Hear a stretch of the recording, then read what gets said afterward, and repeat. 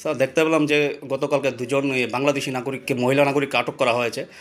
তারা কোথায় যাওয়ার উদ্দেশ্যে রেল স্টেশনকে ব্যবহার করেছিল?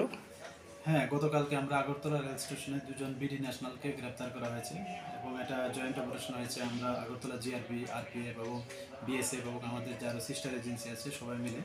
তো এরা অ্যাকচুয়ালি ইলিগেলিভাবে বর্ডার ক্রস করে এসছে এবং রেল স্টেশন ইউজ করে তারা প্রিলিমিনারি বললো যে তারা কলকাতা হয়ে বেঙ্গালুরে যাবে এবং কাজের সন্ধানে কথা বললো।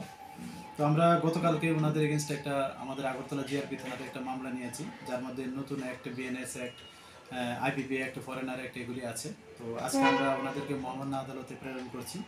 তো দেখি এটার মধ্যে আরও কে বা কারা যুক্ত আছে, আমরা অবশ্যই তাদের আওতায় আনবো এবং তাদের কাছ থেকে ওই তাদের স্মার্ট মোবাইল ফোনও আমরা সিজ হয়েছে এবং কিছু বাংলাদেশি ডকুমেন্টও সিজ হয়েছে। তো এগুলি আমরা খতিয়ে দেখছি এবং যারা এটার সঙ্গে যুক্ত আছে বা থাকবে আমরা অবশ্যই তাদের আইনের আওতায় আনবো। তাদের নামগুলি স্যার?